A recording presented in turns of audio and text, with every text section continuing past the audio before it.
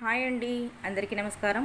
ఈరోజు సొరకాయ జ్యూస్ కోసమని నారింజకాయ సగం ముక్క, అల్లం, ఇవి సొరకాయలు కట్ చేసుకొని ఇలా మిక్సీ జార్లో వేసేసుకోవాలండి. ఆ తర్వాత అల్లం ముక్కలు కూడా వేసుకోవాలి.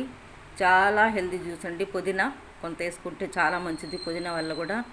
ఇదిగోండి జ్యూస్, అది వడపోసుకొని ఆ తర్వాత కటోరా ఎంత ఆరోగ్యానికి మంచిదో తెలుసా?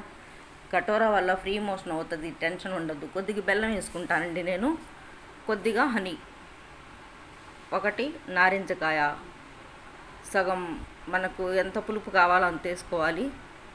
ఆ జ్యూస్ని బట్టి ఇలా కలియబెట్టుకొని ఆ తర్వాత 2 స్పూన్లు కటోరా వేసుకుంటానండి. కటోరా వల్ల ఫ్రీ మోషన్ అవుతుంది, ప్రశాంతంగా ఉంటుంది, వేడి తగ్గుతుంది. మనం కొద్దిగా కాస్ట్లోనే ఎన్ని రకాలు చేసుకోవచ్చో తెలుసా మీకు? ఇదిగోండి కటోరా తెప్పించుకొని నేను ఒక పావు కేజీ పెట్టుకొని ఇలా 2-3 పలుకులు వేస్తే దాని నిండా వాటర్ వేసి అది జల్లీలాగా ఇంత ఎత్తు వచ్చేస్తుందండి, ఇంత బాగా గుజ్జుగాను. అది చేసుకొని నేను చేసుకుంటానండి. ఈరోజు నాది my channel professional plants Sameer.